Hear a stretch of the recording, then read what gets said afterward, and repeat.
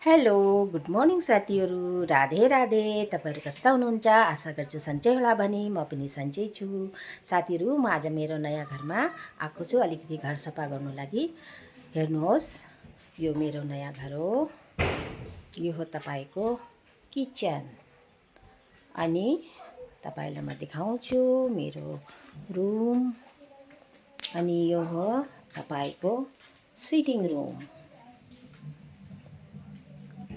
अनि मेरो यहाँभित्र बेडरुम मेरो छ। यहाँ चाहिँ तपाईँको हेर्नुहोस्, मेरो बेडरुममा दरवाजा छ। अहिले म सफा गर्ने हो मेरो बेडरुम। आजै नै आएको म सफा गर्नु लागि। यो हेर्नुहोस् मेरो बेडरुम। यो हो मेरो बेडरुम।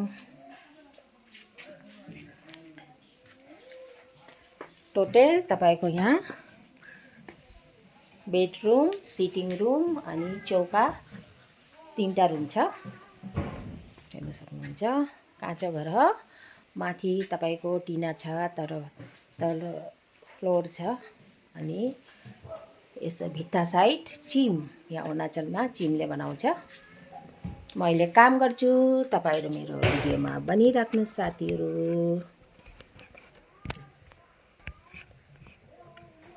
अब सफाइ गर्नु पर्यो।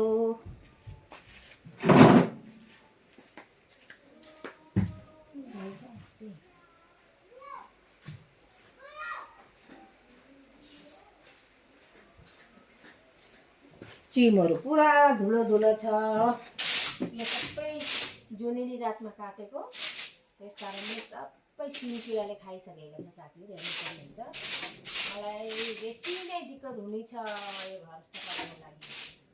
यसरी नै किराले खाइराख्यो भने घर धेरै दिनसम्म यो चिमहरू लास्टिङ हुन्न। यो बेराहरू पाउनु सक्नुहुन्छ साथीहरू। त्यही गर्नु हो, अब नयाँ घरमा आएको साफसफाइ गरेर बस्नु पर्यो, होइन त साथीहरू। मेरो पहिलाको घर स्कुलको स्टाफ क्वार्टर थियो।